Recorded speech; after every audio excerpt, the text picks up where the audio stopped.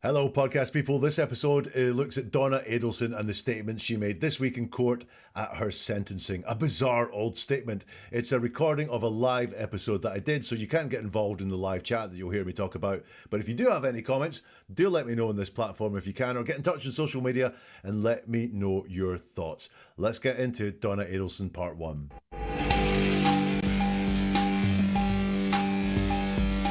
Now, nearly everyone latched on to Donna Adelson's claim that the jurors in her trial were sleeping, but listen closely. Because in her sentencing statement, something shifts. She starts honouring the victim, Dan Markel, but ends up revealing herself. This grandma was the mastermind behind the murder. I solicited and conspired with other people to have Danny killed. And the people who did this are exactly where they deserve to be. Welcome to Never a Truer Word, where we look at the words that people choose to use to see if they're telling the truth, the whole truth, and nothing but the truth. Now, if you're new here, what I do is different from anyone else because I strip away everything apart from the words that are said by the people at the heart of the story.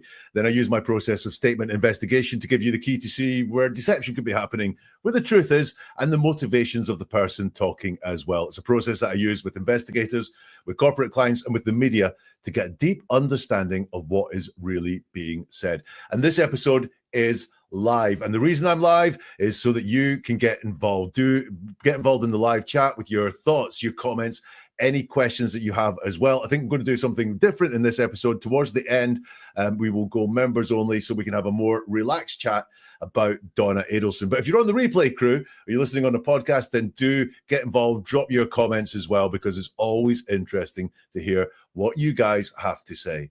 So we're looking at Donna Adelson. Donna was in court this week for her sentencing, and she had people speaking towards her character. She was speaking herself, gave a statement in in her defense, in mitigation. It was supposed to be of what was going on. And what I learned this week is when people hear Donna Adelson talk, they think of me. Not exactly how I thought my life would pan out, but hey, there we go. It's it's a nice thing, I think. So we're going to look at what Donna Adelson said in her statement when she was being sentenced. Now, this is part one of two. We're going to split this one over two episodes. So part one live right now, or if you're in replay, it's live there. Part two will be here in a few days, and also will feature Harvey Adelson, who spoke up for Donna as well. I mean, spoke up in quotation marks. So many people asking for Harvey Adelson to be analysed. So I'm going to do that in part two as well. Now, for this one to work best, it's going to mean we have to watch the first half of what Donna's statement said so that we can actually analyse properly what she says basically at the start of it. So settle back and be ready to be mad if Donna Adelson makes you mad, and listen to this. Is this loud enough, Judge? I can hear you. Thank you for letting me speak. My son-in-law, Dan Markel, was a fine and decent man. He was well-educated and passionate about his career. He was a good son-in-law, but more importantly, he was a caring and loving father. On July 18th, 2014, his car was followed, leaving his home. It should have been just like any other day, an ordinary day in the life of Ben and Lincoln's father, but it wasn't. He didn't know when he left his boys off at daycare that would be the last time he would see them, and the last time they would see him. He didn't know when he went to the gym afterwards that would be the last time he would exercise. And he didn't know when he drove home that his life would end within minutes. Danny wasn't just being followed, he was being hunted. He was brutally murdered in broad daylight, sitting in his car, in his garage, by vicious killers. I cannot imagine the terror he felt when he saw a gun pointed at him through the window of his car. I cannot conceive of his heroic efforts to stay alive during the hours after the attack. Danny died in the early morning hours of July 19th. His death is a loss to his children, his parents, his sister, all of us in his family, his friends, his colleagues in the legal community, and to his students at FSU Law School. Danny's boys each have a photo of themselves with their Abba, their dad, beside their beds. They grew up kissing the framed photo and saying, "Good night, Abba, I love you." But pictures and memories are all they have, because cruel, cold-hearted people took him from all of us who loved him. My heart was broken when Danny died. My grandsons were going to grow up without the father who loved them. I wondered, how could we help these boys through this trauma? It was then that my husband and I knew that the best way to honor Danny's memory would be to share with these children an abundance of love, the love that Danny would have given them if he were alive. It is interesting how the state can't make up its mind about who is what they call the, quote, mastermind behind this murder. In both of Catherine Magbanaw's trials, the state claimed she was the mastermind behind Danny's murder. In my son Charlie Adelson's trial, they claimed he was the mastermind. And now in my trial, they claimed that I, this grandma, was the mastermind behind the murder. I had no idea that other people planned to cut Danny's life short. And the people who did this are exactly where they deserve to be. But I had no knowledge that this horrible, evil act was going to take place. If I had become aware of this plan before Danny was murdered, I would have stopped it. With not one iota of actual evidence, the state convinced a Tallahassee jury that I solicited and conspired with other people to have Danny killed. Where is the evidence prior to the murder? The evidence beyond a reasonable doubt that the state needed to prove their case. Where is the evidence before July 18th, 2014 at 10:50 in the morning? Before you continue, that Mrs. revealed- Adelson, as it relates to this statement, is the defense trying to re-argue the trial? No, Judge, just giving Mrs. Adelson an opportunity to be heard. Right, excruciatingly bad. And the reason I wanted to look at all of that is because the very beginning of it is very different from what goes on in the rest of it. She changes as she goes on. She cannot stick with what it is that she wants to portray. And that is the loving grandmother, the person that really, really cares for these boys. Because that's the impression she wants you to get, because this is the first thing she kind of says. She wants to come away thinking how much she thinks about these grandsons, these boys. But just let's look at how it all develops. She starts off with, "Thank you for letting me speak. My son-in-law, Dan Markell, was a fine and decent man." Now, that is actually very straightforward. It's the truth. That's what the truth sounds like when someone talks. Don't think for a second she thinks it, but it's very straightforward. She then says he was well-educated and passionate about his career. Now, again, these things may be true, but that's the first thing she mentions is her priority. So really, when she thinks of Dan Markell, the first thing she thinks of is his education and being passionate about his career. Really, it's his social status. And the way we list stuff and the priorities we give things always can give us an insight into the psychology of the person talking. I think that's very true with what comes here from Donna, which is that the first thing she thinks about is his status, and that is that he was well educated, passionate about his career. Now, is that what she thought made him great son-in-law material? That's the sort of stuff that could well be going on. But what we get there is that he's dead and has been dead for a long time. And I don't mean to be rude, but his career and his education don't really matter now. It's about the children that he left behind. And she doesn't mention them first. It's his social status. I think the fact that she was very happy at first to have this guy in her family, in her life, because he was well educated and passionate about his career. She then moves on to talk about him more as a person, but this is secondary to his education and his career. He was a good son-in-law, just good, by the way.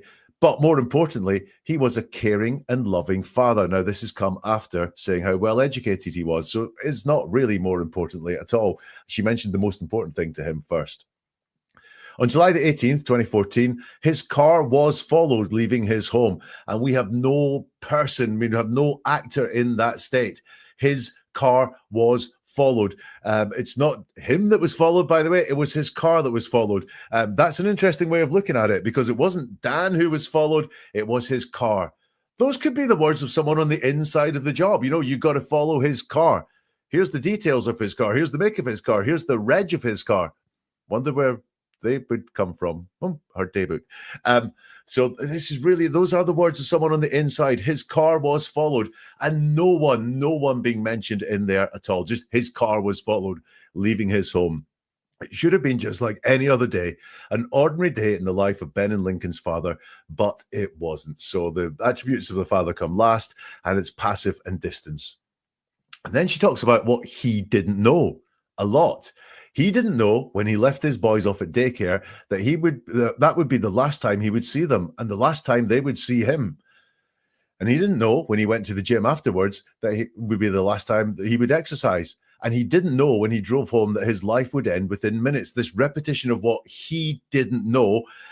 However, someone did know. And that is really what this is getting at there. He didn't know these things, but someone did know. Now, if she wasn't involved, I understand that the killers, the people that pulled the gun, they did know. But once more, this is coming from the wording, from the viewpoint of someone who knows about how this was all planned, how this was all done. And listen, also, he didn't know when he drove home that his life would end within minutes. Well, it didn't. To all intents and purposes, it did, because he died afterwards as a result of what happened on his driveway. However, his life didn't end within minutes. We've got scant regard there for the truth of the story there from Donna. You know, she wants to appear empathetic. She wants to appear like, you know, really warm there. However, she just can't do it. Danny wasn't just followed. He was being hunted. He was brutally murdered in broad daylight, sitting in his car in his garage by vicious killers. Now, she's just attempting to turn up the drama here. The fact that it happened in broad daylight or not doesn't make it any less horrific. It makes it more dangerous for the killers. It makes it more dangerous for them to do it in broad daylight. So again, she's talking from the mindset of someone inside this job. And he was being hunted. Well, he was being followed. He wasn't being hunted. They'd already found him. That's not what hunting is, Donna, but she just wants to turn up the drama. And a really interesting exchange with someone on social media today who wondered if this section was to be cruel to the Markells, to really heighten and tell them what had happened to their son. I don't know the answer in that one. It wasn't something I picked up when I did it, but I'm really open to the possibility there. She then continues, I cannot imagine the terror he felt when he saw a gun pointed at him through the window of his car. I cannot conceive of his heroic efforts to stay alive during the hours of the attack. Danny died in the early morning hours of July 19th. You told us just 30 seconds earlier that he died within minutes. So you're telling a completely different story here. But the empathy is missing because she cannot imagine. I cannot conceive, i.e., she is looking at it through her lens. And therefore, she's not looking at it through his lens. She's not saying that he must have felt terror.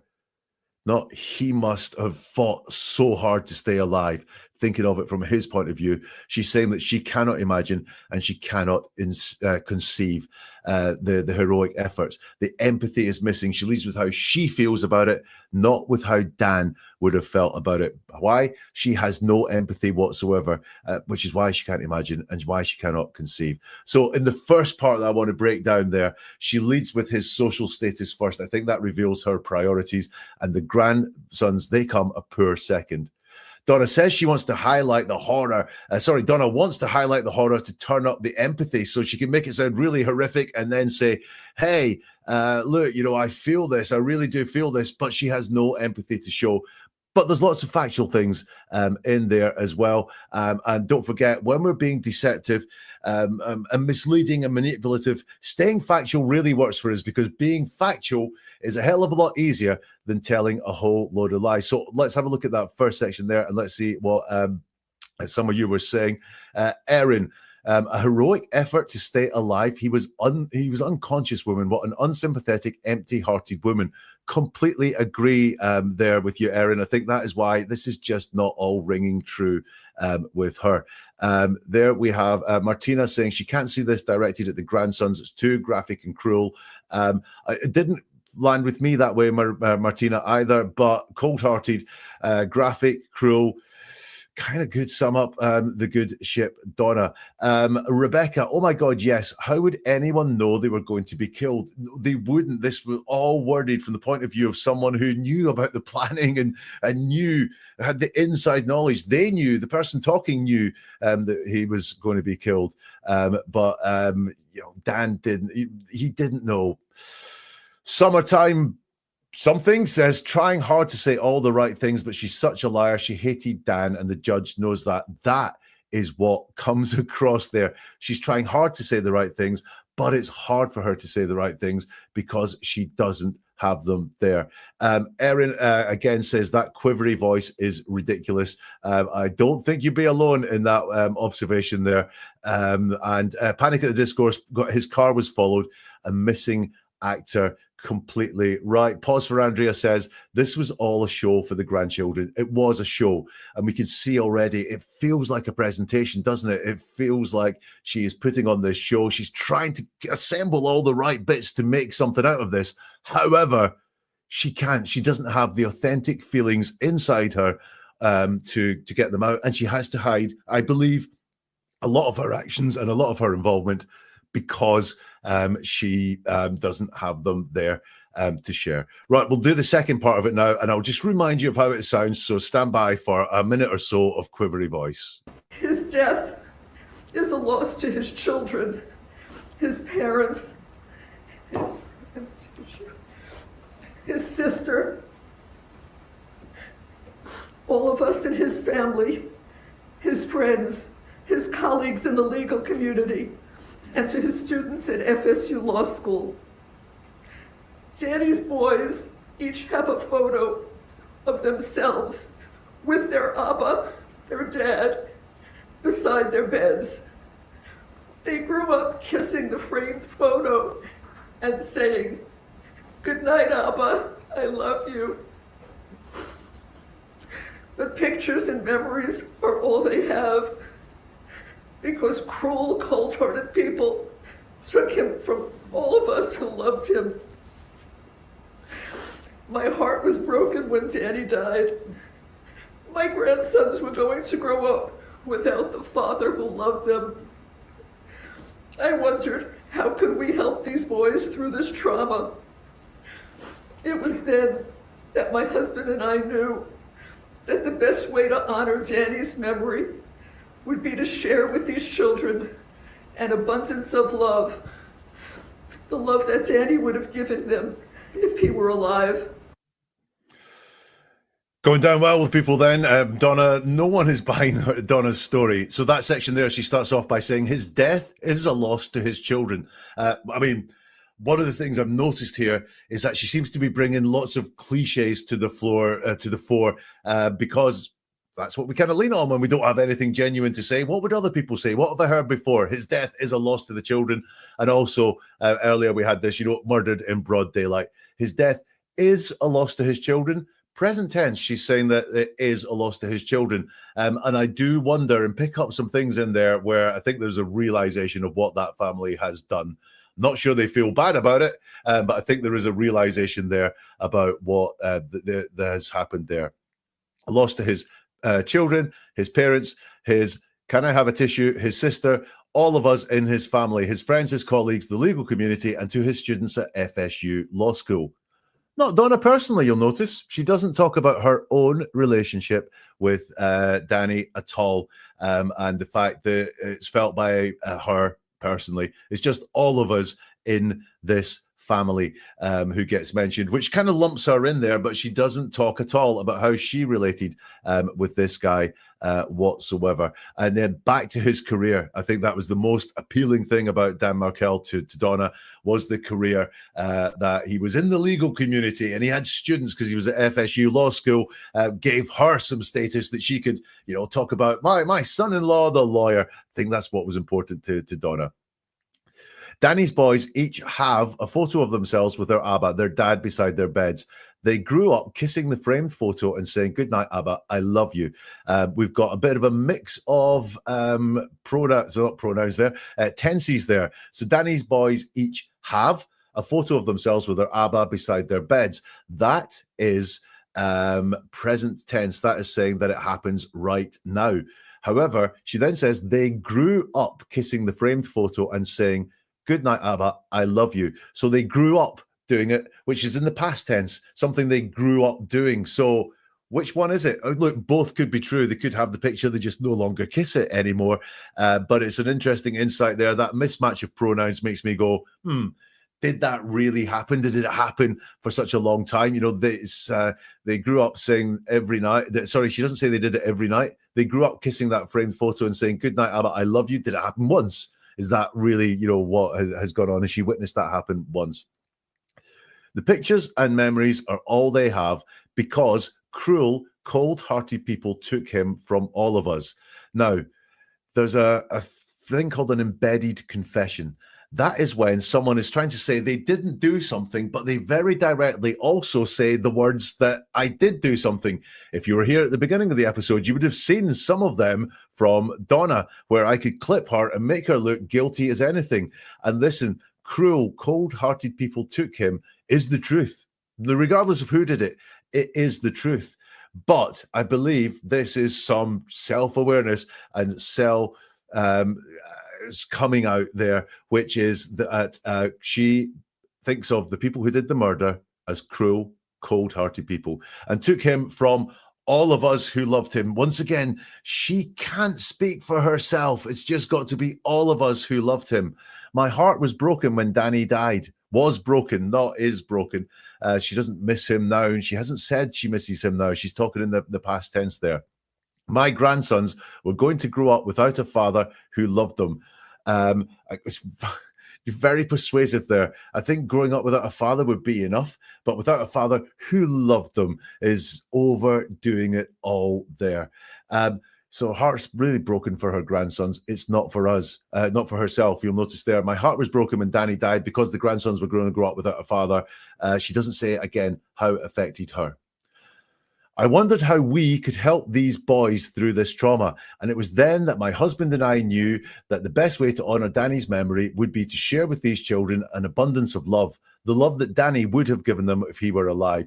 Now, this could all be true, but it feels really authentic. It's like a page from fiction. It was at that point that me and my husband knew that what we should do is, so it does feel really inauthentic. And again, she doesn't feel it if it didn't even happen. It's much harder to verbalize. You'll notice, by the way, in all of what we've seen so far, and I'll tell you, in all of the statement from start to finish, Wendy Adelson is not mentioned by mother Donna Adelson once.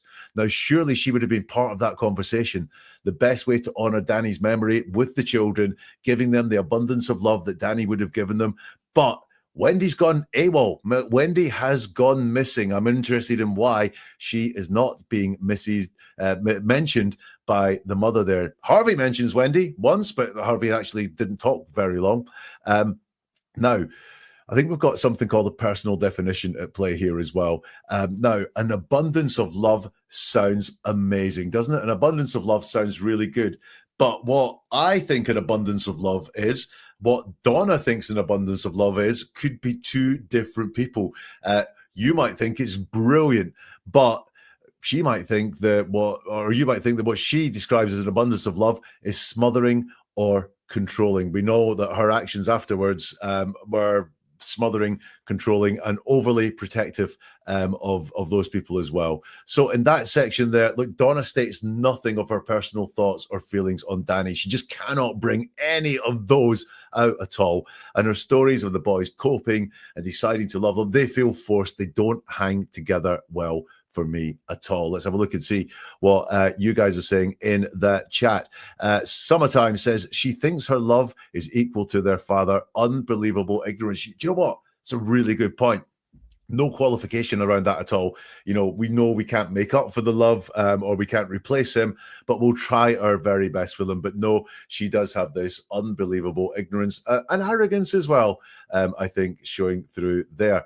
Panic at the Discourse, cruel, cold-hearted. Well, she has a level of self-awareness. I really think she does there, or certainly a level of awareness. I'm not sure if it's even conscious awareness there, but she is describing herself there with cruel and cold-hearted.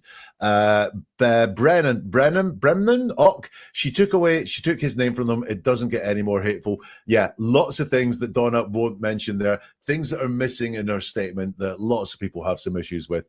Erin Chase, her focus is status and money. I think we've absolutely seen that in how she describes Dan Markel through his job, through his career first, through being in the legal community. Yeah, that's where her focus is. Saza Sky, and the love you wanted to be able to give those boys instead of them receiving the true love from their beloved daddy. What kind of love does that to anyone? It's not love at all. Think you've got that there. Saza also says, once you've called someone the name she did, which she did, and we saw in the trial some of the testimony, she's an idiot.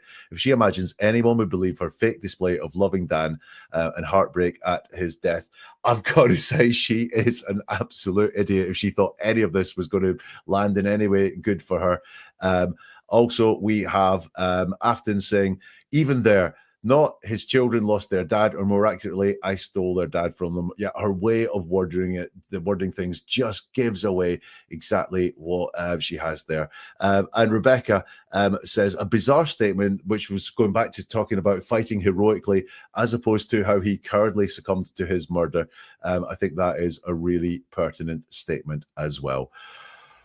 We've got more. But first of all, let me do some announcements. Look, we've got lots of people watching this right now. If you want this to get out to more people, not just to learn what Donna Adelson is saying, but learn how to decode people's words, because I'm always dropping helpful hints and tips and how to look at how someone is talking and the words that they're using, then do please press a button on your screen, press the like button, subscribe to this channel. Number one, you will get part 2, which, don't forget, features Harvey. If you press that subscribe button, you'll make sure you get notified of that. The like button helps us get out to more people, and I know some people have been sharing it with people that are interested in the whole Adelson Dan Markel murder story. Sharing it really helps this get out to more people as well, which is kind of obvious. That's what sharing is all about. Listen, I regularly hear from people who have dealt with life situations and say, I'm really grateful because I learned something from watching one of your episodes, and I was able to put that in practice in real life and know someone was lying to me or know someone was trying to rip me off.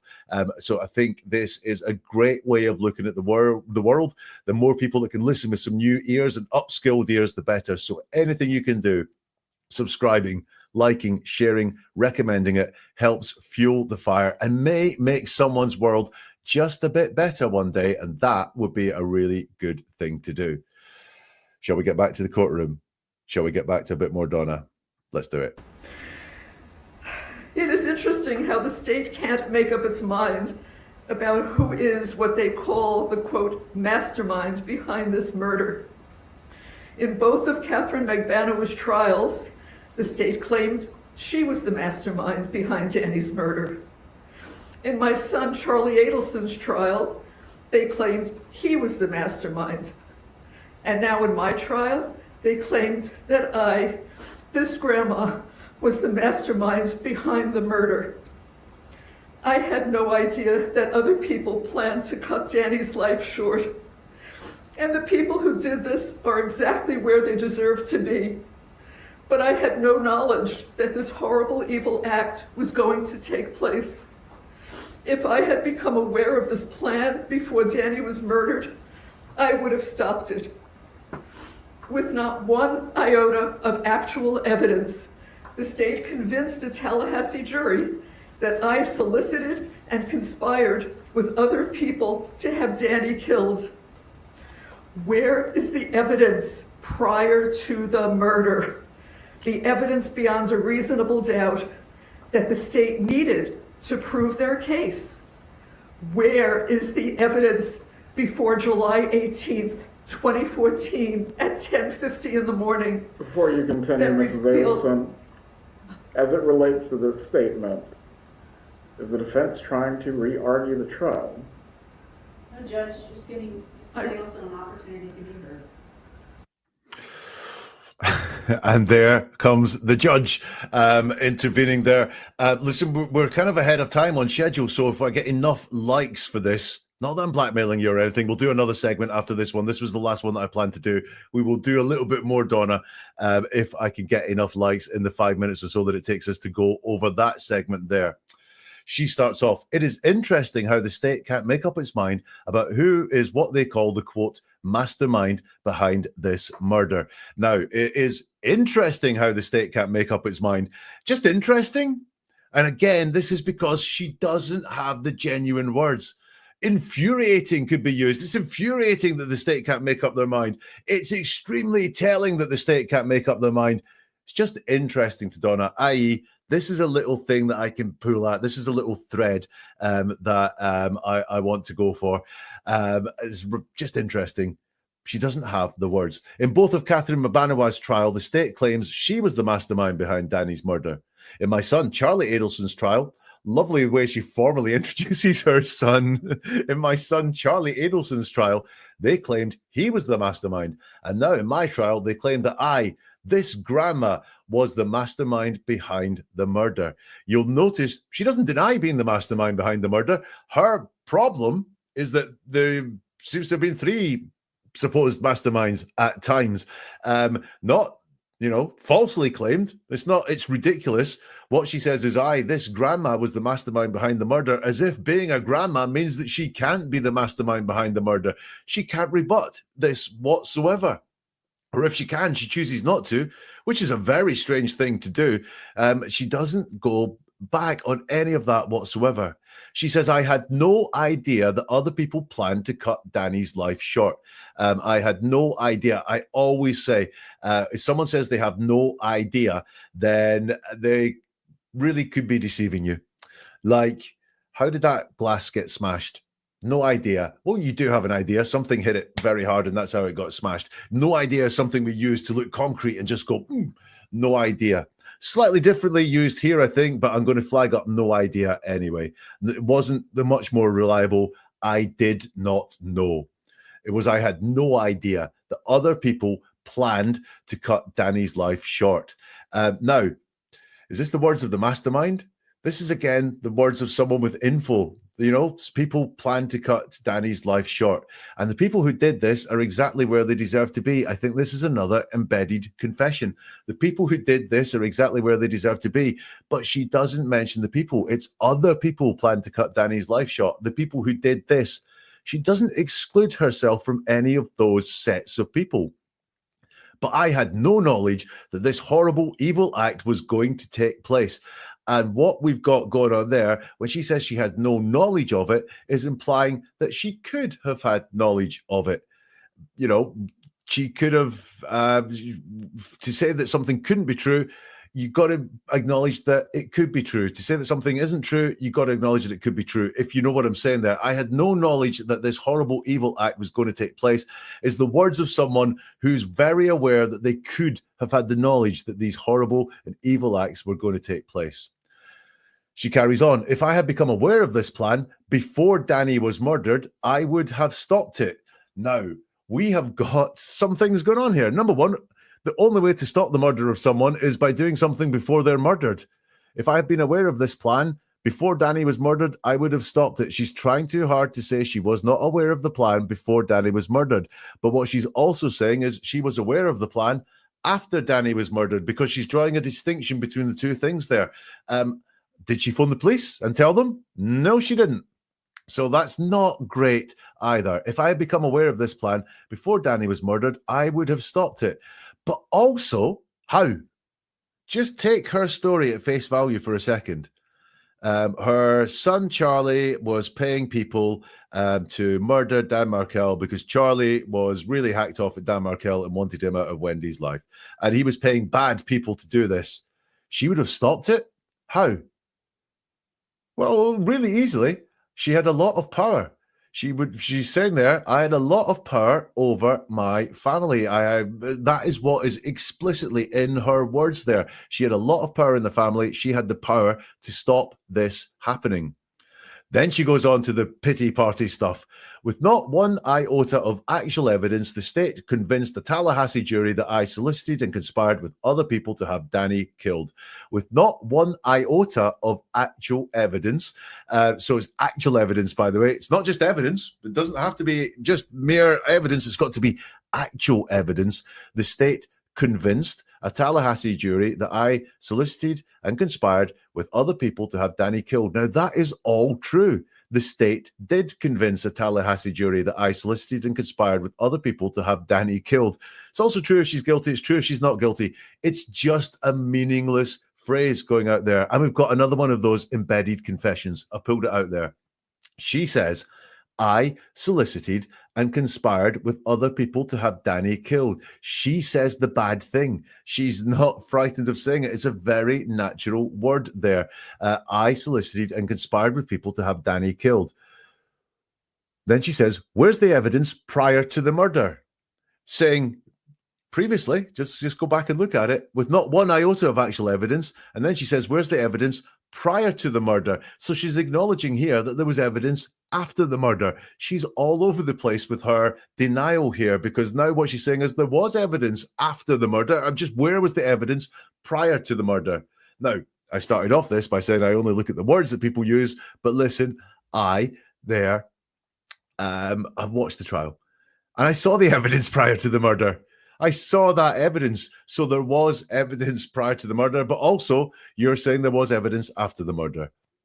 The evidence beyond a reasonable doubt that the state needed to prove their case. Where is the evidence on July 18th, 2014 at 10:50 in the morning? Now, look, she's not saying there is no evidence. She's only asking where it is. Once more, she's saying there could be evidence. You just haven't found it.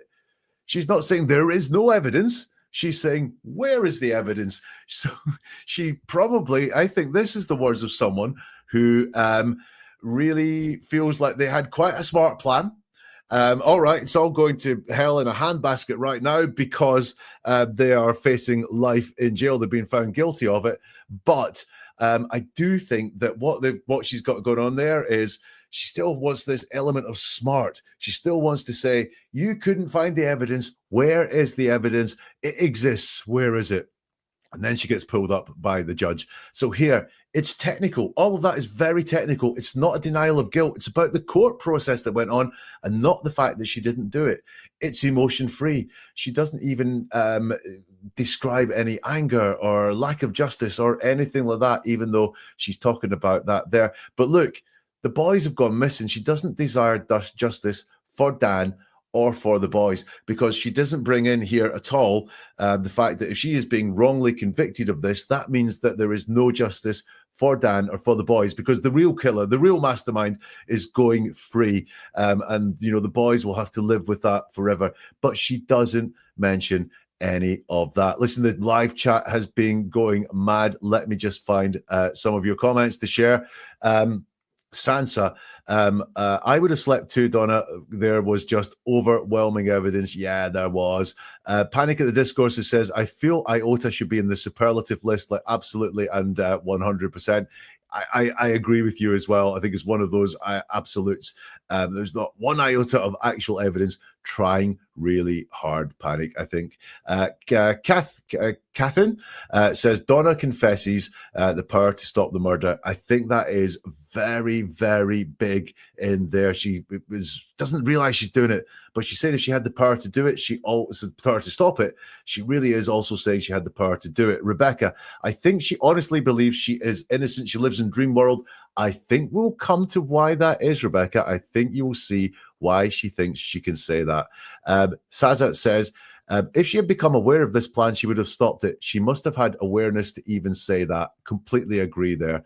And Martina, she thought she was too far removed from Charlie's low-life girlfriend and her criminal connections. Not me. I don't know people like that at all. Yeah, not socially acceptable to know people like that at all.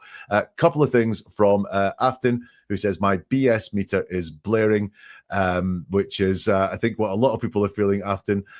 Erin says, I had no idea, I had no knowledge. That is something from earlier where we think that is revealing that she did have ideas and she did have the knowledge. Who do we have here? This is the other half dozen. The best way to honor Danny's memory would have been to make sure the boys spent loads of time with their family. Yeah, the best way to honor Danny's memory would have been not to kill him at all, frankly. Rebecca, why do you think this isn't a big story in the UK? I don't know. I'm not an expert. We've probably got enough problems of our own at the moment, Rebecca, going on. Hello, Shiny says, I can't imagine all this storytelling before the hit. But sorry, I can imagine all this storytelling before the hit, but said in a different tone, more exciting. He won't know what's hit him. Laugh, laugh. I agree with that. I really think that is what has been going on there. Now, I said I did have some more to do. I will do one more, Donna. Afton says, what I really want is Harvey. Harvey will come shortly, Afton. Don't you worry. But let's get one last bit of Donna Adelson. So this is after the judge has interjected, and now he's going to let her continue. Mrs. Adelson, you certainly can continue. However, the court can take into consideration the utter lack of remorse that you are displaying. Please proceed if you desire to do so. Where is the evidence before July 18th, 2014 at 10:50 a.m. that revealed that I had any involvement in this vile and horrific act? Where is the solicitation and conspiracy evidence? The state needed to show that there was evidence before the murder to convict me. The state couldn't show that because there wasn't any evidence. They were trying an innocent person. It makes you wonder if the jurors were sleeping when the state had Sergeant Corbett on the stand for hours.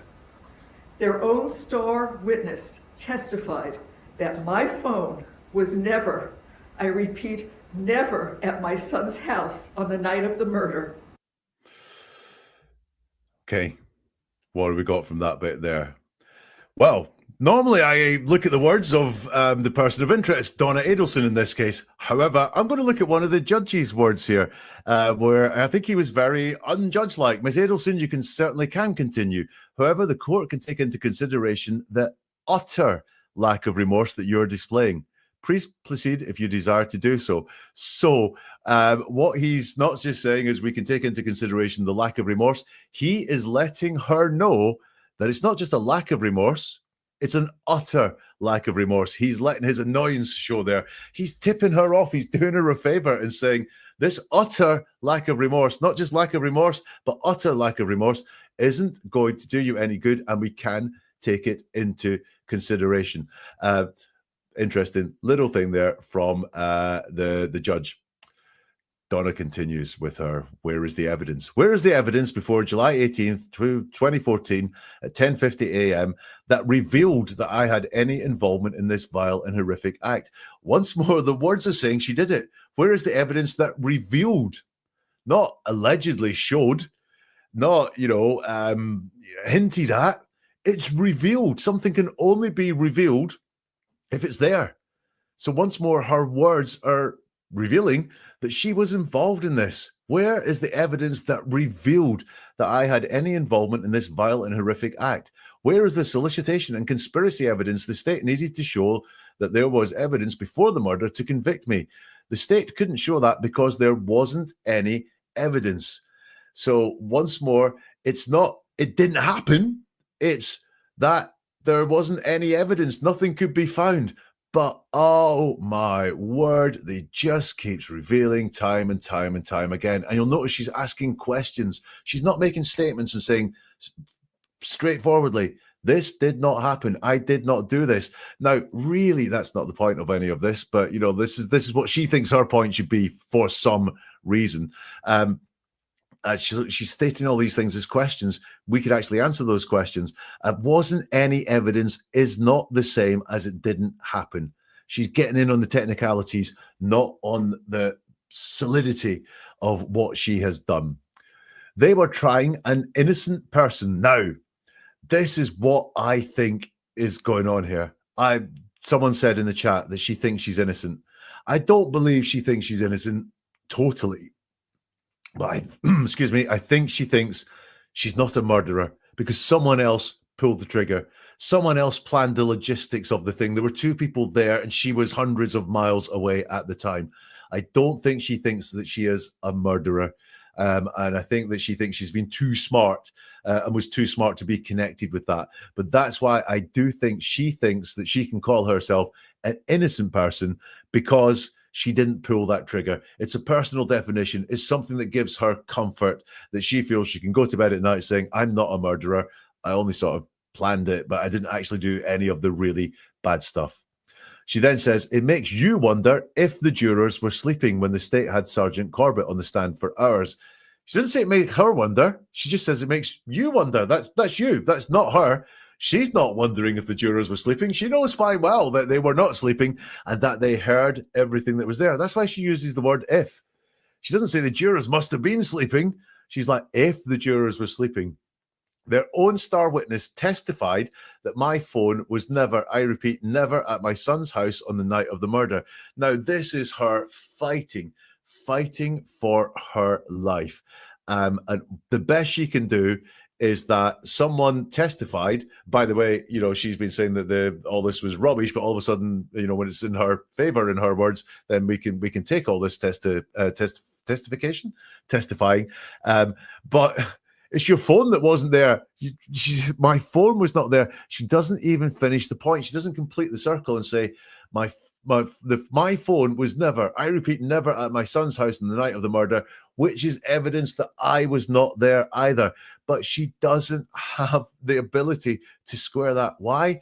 Because it's not true. So look, this is weak. She's fighting for her life, and the best she can do is ask questions, split hairs on things, and be snide about the jury. It's really weak. If that's the best you can do, you got to wonder what else is in there. Did she honestly think this would fly with the judge as well? I think this is deluded and delusional.